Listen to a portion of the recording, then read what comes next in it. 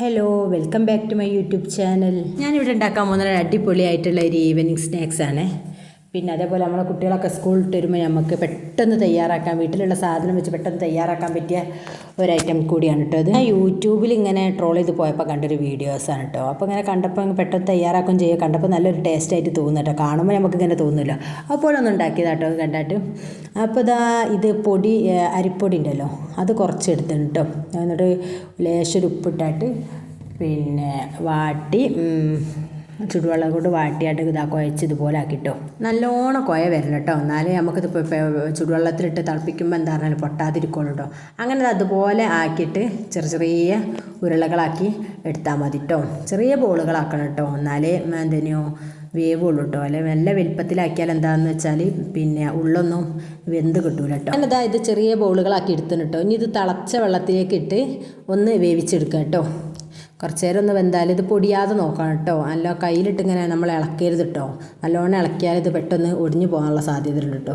അപ്പോൾ അത് മുഴുവനായിട്ട് ഞാൻ വെള്ളത്തിലേക്ക് ഇട്ടിട്ടുണ്ട്. എന്നിട്ട് കുറച്ച് നേരം ഒന്ന് അടച്ച് വെക്കാം കേട്ടോ. എന്നാൽ പിന്നെ പെട്ടെന്ന് ആയി കിട്ടും കേട്ടോ. അത് അങ്ങനെ അത് നല്ലവണ്ണം തിളച്ച് വന്നാണ് കേട്ടോ.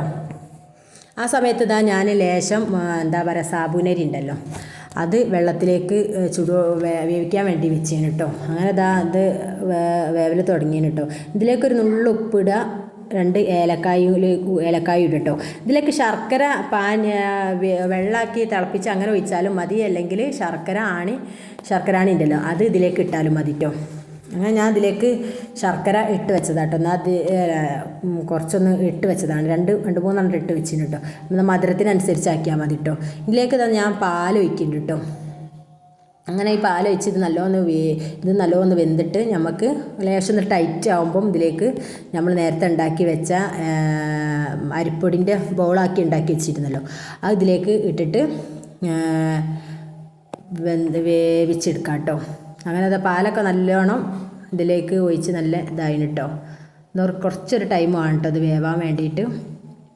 ഇതിലേക്ക് ഇടുമ്പോൾ നമ്മൾ പ്രത്യേകം ശ്രദ്ധിക്കണം കേട്ടോ, ഒടിയാതെ ശ്രദ്ധിച്ച് ഇളക്കണം, അല്ലെങ്കിൽ ഈ ബോളുകൾ എന്താണെന്ന് വെച്ചാൽ ഒടിഞ്ഞ് പോകാൻ സാധ്യത ഉണ്ട് കേട്ടോ. അങ്ങനെ അതിലേക്ക് അതൊക്കെ ഇതിലേക്ക് ഇട്ടായിട്ട് ഞാൻ അടച്ച് വെച്ചിരുന്നു കേട്ടോ. അപ്പോൾ ജസ്റ്റ് ഒന്ന് ആയിനൊക്കെ ഒന്ന് നോക്കി നമ്മുടെ ദായാരം ഞാൻ എന്ത് പണിയെടുത്ത് ഇതൊരു ബൗളിലേക്ക് മാറ്റിന് കേട്ടോ.